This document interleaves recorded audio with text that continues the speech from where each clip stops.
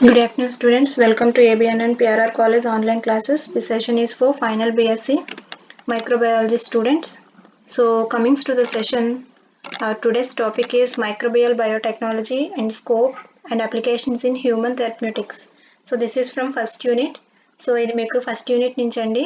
Topic వచ్చి microbial biotechnology scope and applications in human therapeutics. So, comings to the session.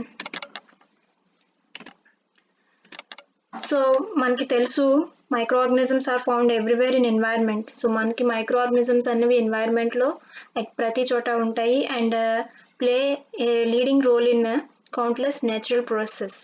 So చాలా leading role అన్నది play చేస్తున్నాయండి microorganisms మన లైఫ్లోను and నేచర్లో కూడా చాలా లీడింగ్ రోల్ అన్నది అవి ప్లే చేస్తున్నాయి. సో ఈ మైక్రోబియల్ బయోటెక్నాలజీ అంటే బయోటెక్నాలజికల్ మెథడ్స్ని యూస్ చేసి మైక్రో ఆర్గానిజమ్స్ యొక్క యూజ్ని ఇంక్రీజ్ చేసి వాటి నుంచి వచ్చే ప్రొడక్ట్ని ఇంకా లార్జ్ స్కేల్లో ప్రొడ్యూస్ చేయడం అండి. సో మైక్రో ఆర్గానిజమ్స్ని బయోటెక్నాలజికల్ మెథడ్స్ని యూస్ చేసి మైక్రో ఆర్గానిజమ్స్ నుంచి వచ్చే ప్రొడక్ట్ని ఇంక్రీజ్ చేయడమే మైక్రోబియల్ బయోటెక్నాలజీ అండి. So microbial biotechnology is the use of microorganisms to obtain an economically valuable product in large scale. So micro organisms నుంచి మనకి చాలా ప్రొడక్ట్స్ అన్నవి అప్టైన్ చేసుకోవచ్చు. సో చాలా ప్రొడ్యూస్ఫుల్ ప్రొడక్ట్స్ అన్నవి మనకి మైక్రో ఆర్గానిజమ్స్ వస్తున్నాయి. సో వాటిని ఇంకా ఇంక్రీజ్ చేసి లార్జ్ స్కేల్లో మనకి ప్రొడ్యూస్ చేయడానికి ఈ మైక్రోబియల్ బయోటెక్నాలజీ అనేది యూజ్ అవుతుంది with the help of biotechnological methods. So micro organisms అన్నవి మనము న్యాచురల్గా ఐసోలేట్ చేయొచ్చు, లేకుంటే ల్యాబొరేటరీ సెలెక్టెడ్ మ్యూటెంట్స్ని కూడా మనము తీసుకోవచ్చు. ఏ మైక్రో ఆర్గానిజంని అయితే మనము ఎక్కువ ప్రొడక్ట్ కోసం యూజ్ చేయాలని అనుకుంటున్నామో ఆ మైక్రో ఆర్గానిజంని మనం న్యాచురల్గా ఐసోలేట్ చేయొచ్చు ఆర్ ల్యాబొరేటరీ సెలెక్టెడ్ మ్యూటెంట్ని కూడా తీసుకోవచ్చు. సో మనం ఇక్కడ యూజ్ చేసే మెథడ్స్ ఏంటి అంటే జెనెటికల్ ఇంజనీరింగ్ అండి. Genetical engineering that is nothing but recombinant DNA మెథడ్ని ఎక్కువగా యూజ్ చేస్తాం. సో మైక్రో ఆర్గానిజంని వాటి యొక్క డిఎన్ఏస్ని రికాంబినెంట్ చేసి మనకి ఏదైతే కావాలి, ఏ ప్రోడక్ట్ అయితే కావాలి అనుకుంటున్నామో దాన్ని మనం లార్జ్ స్కేల్లో ప్రొడ్యూస్ చేయడానికి హెల్ప్ అవుతుంది. సో అలా మాడిఫై చేసిన ఆర్గానిజమ్స్ని ఏమంటాము అంటే రికాంబినెంట్ చేసిన ఆర్గానిజమ్స్ని ఏమంటాము అంటే జెనెటికల్లీ మాడిఫైడ్ మైక్రో ఆర్గానిజమ్స్ అంటాం. So those micro organisms have different applications and different areas. So different ఏరియాస్లోను డిఫరెంట్ ఫీల్డ్స్లోను ఈ మైక్రో ఆర్గానిజమ్స్ని మనం యూస్ చేస్తాం. Those fields are human health, agriculture, environment and in industries. So అలా మనం జెనెటికల్గా మాడిఫై చేసిన మైక్రో ఆర్గానిజమ్స్ని హ్యూమన్ హెల్త్లో యూస్ చేస్తాము, అగ్రికల్చర్లో యూస్ చేస్తాము, ఎన్వైర్న్మెంట్లో యూస్ చేస్తాము and industries such as food, paper and textiles ఇంకా చాలా ఇండస్ట్రీస్లో మనం ఈ జెనెటికల్లీ మాడిఫైడ్ మైక్రో ఆర్గానిజమ్స్ని యూస్ చేస్తాం. సో ఎందుకు జెనెటికల్గా మాడిఫై చేస్తాము అంటే because to supply of sufficient and Dzire product అండి. సో మనకి సఫిషియంట్ అండ్ డిజైర్ ప్రోడక్ట్ని అంటే ఎక్కువ అమౌంట్ ఆఫ్ ప్రోడక్ట్ని అండ్ ఎంత సఫిషియంట్గా అమౌంట్ ఆఫ్ ప్రోడక్ట్ని మనం తీసుకోవాలి కాబట్టి వీటిని జెనెటికల్గా మాడిఫై చేస్తాం and it is cheaper production. చీప్గా కూడా ప్రొడ్యూస్ చేయొచ్చు అండ్ సేఫ్గా హ్యాండిల్ చేయొచ్చు కాబట్టి మనము మైక్రో ఆర్గానిజమ్స్ని బయోటెక్నాలజికల్ మెథడ్స్ని యూస్ చేసి జెనెటికల్గా మాడిఫై చేసి రికాంబినెంట్ చేసి వాటి నుంచి మనకి హయ్యర్ ప్రోడక్ట్ని మనం తీసుకుంటున్నామండి. So this is about introduction of microbial biotechnology. So comings to the topic applications in human therapeutics. So microbial biotechnology యొక్క అప్లికేషన్స్ హ్యూమన్ థెరప్యూటిక్స్లో దాని యొక్క అప్లికేషన్స్ ఏంటి? So as we can know that మన బాడీలో చాలా ప్రోటీన్స్ ఉంటాయి.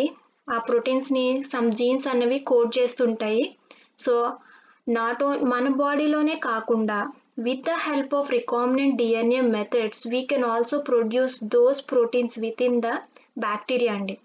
సో మన బాడీలో ప్రొడ్యూస్ అయ్యే ప్రోటీన్స్ని మనము బ్యాక్టీరియాలో కూడా ప్రొడ్యూస్ చేసి మనం ఆ ప్రోటీన్స్ని మనం హై ఈల్డ్ అనేది తెప్పించుకోవచ్చండి. సో మన బాడీలో ప్రొడ్యూస్ అయ్యే ప్రోటీన్స్ని మన బాడీలో కాకుండా రికాంబినేషన్ అన్నది చేసి దాన్ని మనం బ్యాక్టీరియాలో కూడా ప్రొడ్యూస్ చేయొచ్చు. ఓకేనండి. So that is the main advantage of genetic engineering. And for this the example is insulin. So మీకు ఆల్రెడీ తెలుసు ఇన్సులిన్ని ఎలా ప్రొడ్యూస్ చేస్తాము అన్నది ఆల్రెడీ మనం చదువుకున్నదే. సో ఏ జీన్ అయితే హ్యూమన్స్లో ఇన్సులిన్ని కోడ్ చేస్తుందో ఆ జీన్ని మనం ఏం చేస్తాము అంటే we can introduce that gene into ప్లాస్మిడ్లోకి ఇంట్రడ్యూస్ చేసి ఆ జీన్ని then that plasmid is inserted into the ఈకోలైలోకి ఇన్సర్ట్ చేస్తామండి. మన బాడీలో ఏ జీన్ అయితే ఇన్సులిన్ కోడ్ చేస్తుందో ఆ జీన్ని మనం ప్లాస్మిడ్లోకి ఇంట్రడ్యూస్ చేస్తాం. దెన్ ఇట్ కెన్ ఎక్స్ప్రెస్, అప్పుడు అది ఎక్స్ప్రెస్ అవుతుంది. ఆ తర్వాత ఆ ప్లాస్మిడ్ని మనం ఈకోలైలోకి ఇంట్రడ్యూస్ చేస్తాం. So this was the first genetically engineered therapeutic agent అండి. So insulin is the first genetically engineered therapeutic agent.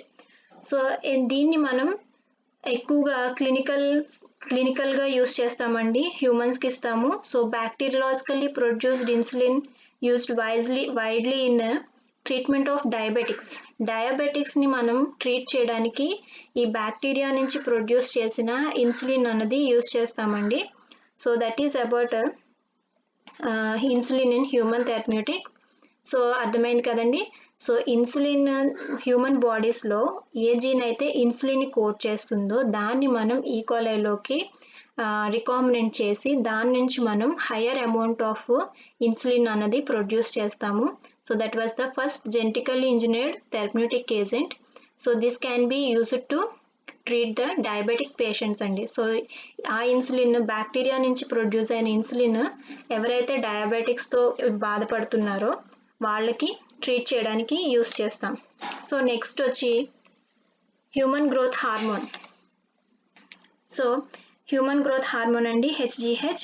So human growth hormone was secreted from pituitary glands. So మనకి హ్యూమన్ గ్రోత్ హార్మోన్ అన్నది pituitary glands నుంచి secrete అవుతుంది. This was the second such product అండి. So insulin తర్వాత next మనకి human growth hormone అన్నది bacterias నుంచి మనం ప్రొడ్యూస్ చేస్తాము. రికాంబినెంట్ టెక్నాలజీని యూజ్ చేసి మనం ప్రొడ్యూస్ చేస్తాము. So as we know that deficiency or inadequate secretion of this HCH in children results in dwarfism. So చిన్నపిల్లల్లో కనుక ఈ హెచ్జిహెచ్ హ్యూమన్ గ్రోత్ హార్మోన్ అనేది తక్కువగా ఉంటే మనకి పిల్లల్లో డ్వార్ఫిజం అనేది వస్తుందండి. దట్ ఈస్ నథింగ్ బట్ పొట్టిగా ఉంటారు కదా. సో వాళ్ళ గ్రోత్ అనేది సరిగ్గా ఉండదు అనమాట. సో దాన్నే డ్వార్ఫిజం అని అంటాము. సో హెచ్జిహెచ్ హార్మోన్ అనేది తక్కువగా ఉండడం వల్ల పిల్లల్లో డ్వార్ఫిజం అనేది డిసీజ్ వస్తుంది. So this can be produced by using recombinant DNA technology అండి. సో హెచ్జిహెచ్ని కూడా రికాంబినెంట్ డిఎన్ఏ టెక్నాలజీని యూస్ చేసి మనం ప్రొడ్యూస్ చేయొచ్చు. So before the invention of recombinant DNA technology HGH was prepared from pituitaries removed from humans అండి. So recombinant DNA technology రాకముందు హెచ్జిహెచ్ని ఎలా ప్రిపేర్ చేసేవారు అంటే హ్యూమన్స్ నుంచి రిమూవ్ చేసిన పిట్యూటరీస్ ఉంటాయి కదండి, వాటి నుంచి ప్రిపేర్ చేసేవారు. But such preparations was limited and danger. So ఆ ప్రిపరేషన్స్ ఏంటి అంటే చాలా లిమిటెడ్ అండ్ డేంజర్ కూడా. బికాజ్ ఎందుకు అంటే అలా ప్రిపేర్ చేసిన ఇంజెక్షన్స్ని కానీ హ్యూమన్స్కి ఇచ్చినప్పుడు దే డెవలప్ ఎ డిసీజ్ అండి by the contamination. So contamination అన్నది జరగడం వల్ల పేషెంట్స్లోని ఎక్కువ డిసీజ్ అన్నది డెవలప్ అయ్యేదండి. ఓకేనా.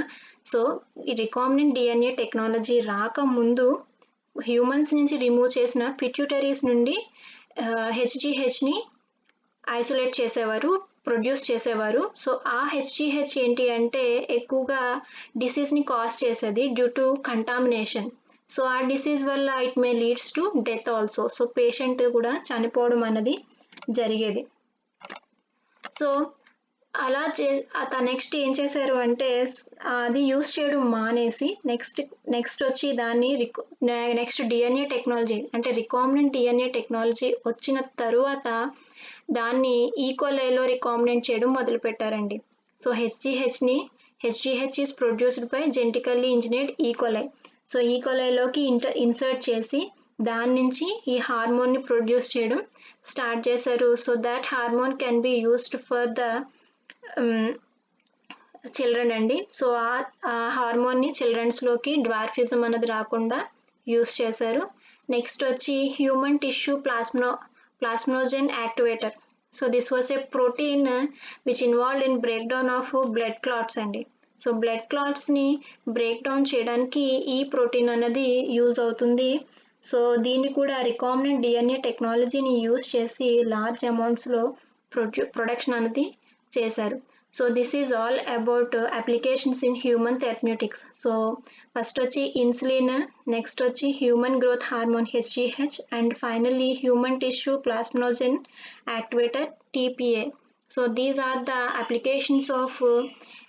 అప్లికేషన్స్ ఇన్ హ్యూమన్ థెరప్యూటిక్స్ అండి. Thank you.